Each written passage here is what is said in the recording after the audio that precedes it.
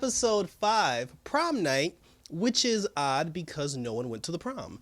But that's what we are gearing up for. Because in the last episode, they were trying to find Kara's DNA. They need her DNA so they can find her and get her out of the Phantom Zone. So Brainy and Dreamer, they basically come up with the idea that they need to go to the past to get Kara's DNA because there's a moment, because Alex told them that there was a moment in the past where during the prom, when they were I guess when they were 17, 18 or whatever, during the prom, a meteorite came out of the sky. While the meteor was falling out of the sky, a young Kara Danvers, she flew up into the atmosphere and she punched the meteor. But the meteor was full of kryptonite, so there was blowback from it. Kara went crashing through the school gymnasium, and when Alex found her, she said that her hand was bleeding and her DNA and her blood was all over the place. So that's the moment where they have to go to. So Brainy and Dreamer, they're the two that end up going because Brainy specifically said he was just like, oh, Alex can't go and Jean can't go because you run the risk of running into your former selves. He's like, nobody that was around, because they're going to 2009. And then he was like, nobody who was around in 2009 can be there. Only Dreamer and I can be there because we're the only two that weren't there at the time. And I'm just sitting here like, wasn't Magan not there? Like, why couldn't Magan go? Wait, and Magan wasn't even in the episode at all. So the two of them, they get in the ship and, they're in the Legion of Superhero ship, and they're about to travel back in time. Now, Brainy, he's a little, he's being very cautious about this whole thing. Aside from almost being threatened by Alex, because Alex told him straight up, she was like, yo, that's my past you're messing with. She was like, don't ruin it. And, they also said, and this was kind of cool, because when they were trying to find out where Kara would be at the time, Alex had said, before the prom, she was going to go to the prom with her boyfriend at the time, Kenny.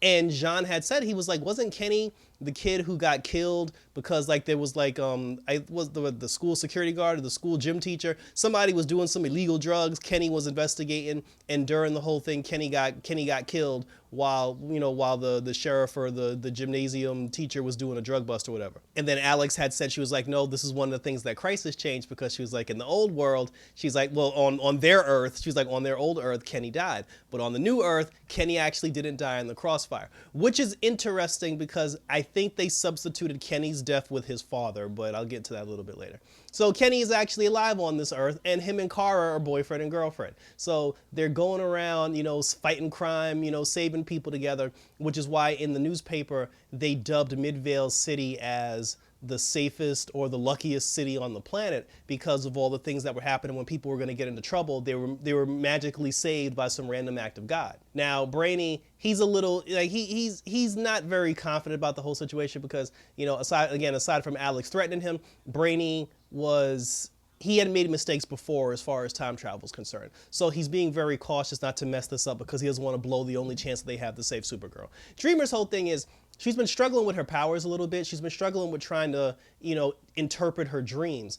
And when she was going back to 2009 and she thought about it, she was like, yeah, I was 12 years old, back in 2009. And then she remembered that her mom was alive, which kind of made her feel some kind of way because remember, I believe season 3 or season 4 of Supergirl, her mother passed away.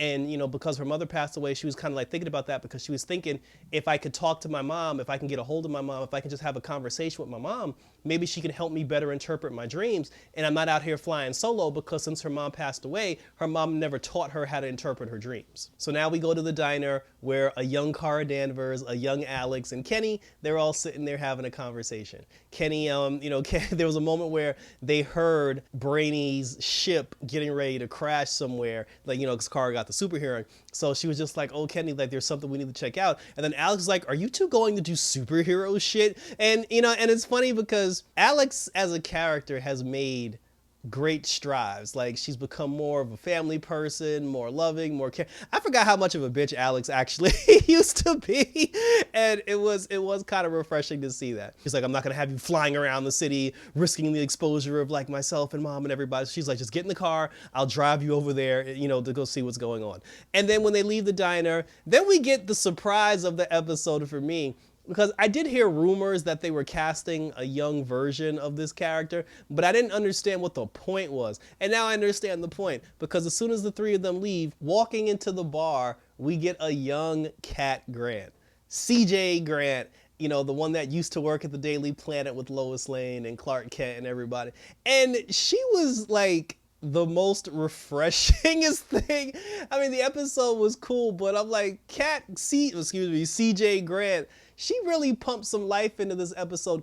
And the woman who's playing her, I don't know who the actress is that's playing her, but my God, she must have studied the first 2 seasons of Supergirl to a T, because she has all the mannerisms, all the Cat Grant mannerisms, even like the moaning and the groaning, the way she, she uses her hands and the way she walks. Kind of like the girl who's playing the new Jennifer on Black Lightning, where it's like the new girl, her mannerisms is exactly like the old, like the old Jennifer. So it's crazy how these actors do it. Even young Kara and young Alex, both of them did a very good job of like mimicking like their older counterparts. So whoever their acting coach is, like, kudos to those people. So Cat Grant, she comes in, CJ Grant comes in, and she's talking about like, she's basic, because we do know that before she became the queen of all media, she was working for the gossip column at the Daily Planet, but she was trying to get her big break. She was trying to get her big story. I feel like this is how that's going to happen. So, she's going down there to try to investigate why Midvale of all places is the luckiest town and is the luckiest place on earth. So, so she's doing her thing and she's doing her investigation, and now Cat Grant's in the mix with all this craziness.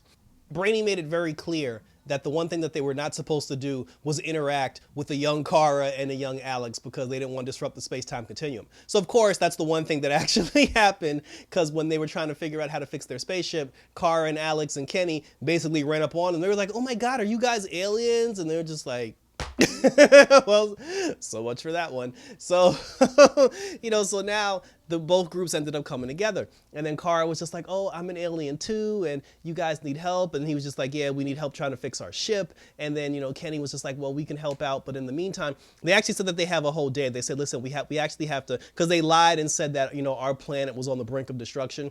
We were traveling with some of our countrymen, and we got separated from them. But she said that, we have one day to catch up with them, otherwise we lose them forever, so we need help fixing our spaceship. So Kara, Alex, and Kenny, they agreed that the 3 of them were going to help fix their spaceship. Dreamer ended up staying at the Danvers house. Brainy ended up staying at Kenny's house. While Dreamer was staying with Kara, her and Kara got into a nice little conversation. Kara was talking to her about, how she was supposed to go to college with Kenny, but she wants to go to National City for college, and she's afraid that it'll mess up their relationship. She was also talking to, she asked Dreamer about like her family situation, and then Dreamer started talking about her mom, and how like, her mom died before her planet got destroyed, quote unquote, and then young Kara, like even a young Kara was very good at giving the hope speeches back then, so they said, and then the 2 of them started talking about like their powers, and like, Kara started flying around the room, and the Dreamer started making like these dream bubbles, and then Alex busted in and like threw salt water on the whole situation. And she was just like, she's like, "I got Mom's badge, and tomorrow we can go to the museum to get what you need," because one of the things that they needed to fix the ship was a rare meteor element that their mom had at the university, because remember, their mom's a doctor. So Alex stole her mom a badge, and they're going to go to her mom's job tomorrow to try to steal that element. Kenny and Brainy, they were basically trying to find components to repair the ship. Kenny ended up bringing Brainy to the high school, where Brainy was able to use like their old 2009 computers and some of their old technology to build a machine that could repair the component he needed to fix the ship. So the 2 of them were working on that. Brainy, like he's still stressing out over like the space-time continuum or whatever. So in an effort to relieve his stress, he starts engaging in high school activities since he was at the high school. He was in like the drama club. He ended up doing like the band club. He ended up doing singing. He was doing baseball practice. Like I said, he was doing things to try to relieve stress other than just eating himself into an oblivion. And then Kenny sees him on the baseball field. Kenny freaks out, and now the 2 of them trying to work that whole thing out. Now, the whole thing with Kenny, what I was saying before about the dad, when Kenny was trying to hide Brainy in his room, Kenny's mom came in. And then when his mom came in, she told him, she was just like, "Oh, I made you some dinner, dear." And then, he was just like, "Oh, Mom, you didn't have to do that." And she's like, "Oh, it's no problem, because I needed a break, since I'm going over the books at the shop." Because apparently like their family runs like a store or some sort of shop, and the mom is the one doing the bookkeeping for the shop. I thought it was very odd in that moment that they never mentioned Kenny's dad. Because I do remember when they had the episode where, Kenny got killed in the original timeline, I do remember both of his parents being there. And I feel like because Kenny didn't die like he was supposed to in the original Earth, the death got switched and something happened to his father instead. And his mom is now the one running the shop. and Kenny's just Kenny wants to stay in Midvale because Kenny was talking about going to Midvale College. He wants to stay in Midvale College so he can be closer to his mom to help her out because his dad's no longer around. But we'll see what happens in the next episode. Kara, Dreamer, and Alex, they go to the college the next day to try to get the mineral. And then Cat Grant shows up. She runs up on Alex Danvers and she's like, "Oh, can I ask you some questions?" And then, she was just like, "Oh, what about all these phenomenons that are going on in Midvale?" And then Alex was like, "Bitch, ain't nothing going on in no Midvale, in no city of Midvale." And then, so then they ended up getting the mineral that they need, and then they bring it back to the ship. So now Brainy and Dreamer, they got what they needed because Brainy got his component fixed, Dreamer got the mineral that they needed, and now they're fixing the time ship, and they're waiting for tomorrow night. Well, yeah, because at this point it's the next day, so they're waiting for nightfall so they can go to the prom, waiting for Supergirl to punch that meteor so they can get her DNA and they can use it to find her in the future. Now, the wild card in this whole episode were these weird blue aliens who look like the Kree from Agents of S.H.I.E.L.D. One of them basically owned a circus where he collected rare and odd animals from all over the galaxy. Now, they had an episode about that on Superman the Animated Series. And they even said, because he had like a sidekick with him, the two of them even said, he was just like, because the guy was just like, "Oh, there's a Kryptonian on Earth. We need a Kryptonian for our collection." And then his boy was just like, "But we tried to get the other Kryptonian that was in Metropolis," and he was like, "That didn't really go too well. So why would we go after the other one?" And then he was like, "There are two Kryptonians on this planet. It's destined for me to have one." And then he found out that Dreamer was there too, and he was just like, "Oh, there's one of those things there." And then he found out that Brainy was there, so he's just like, "I gotta catch these motherfuckers." He's like, he needs to catch these people. He ended up making one attempt where he was trying to get Kara to like reveal herself so he could run up on her. So he basically like took a truck, like a Mac 10 truck that had nobody driving it, and he pushed it down the street, wreaking havoc and crashing into people. And it was actually headed towards a school bus full of kids because he figured, he was just like, "Yo, if I do this, then the Kryptonian will have no choice but to reveal herself to stop this truck," which is exactly what happened, because when Kara, Alex, and Dreamer were coming from the university, they almost got hit by that truck. And then both Dreamer and Kara, they got into the truck to try to stop the truck before it killed little kids. Cat Grant was there. She was on the highway trying to figure out where she was. And then she saw the truck go by. So then she jumped in the car, and then she tried to like take pictures of it because she actually saw Dreamer's power. Like when Dreamer used like her dream energy to make a chain to pull her into the truck, Cat Grant saw that. So now Cat Grant knows there's actually something going on here. Kara ended up using her freeze breath to stop the tires for the truck. The truck didn't destroy the kids in the bus. And then, Alex told everybody, "Get in the car, let's be out." But then when Cat Grant showed up, she looked at the bus full of kids that were saved. She looked at this truck sitting here with ice tires. And then Cat Grant was like, "Nah." She was like, "Nah." She was just like, "Yo, luckiest city, my ass." She was like, "There's some things going on around here." So, and I want to follow up. I'm interested to see the follow up for that, because I really want to know what goes on with the Cat Grant situation. Now that Brainy and Dreamer have everything that they need, they fixed the ship, and they ended up looking up this blue alien person. And then the database showed that in the future, what happens is 3 days from now, he's supposed to get captured by the DEO and he's supposed to get locked up.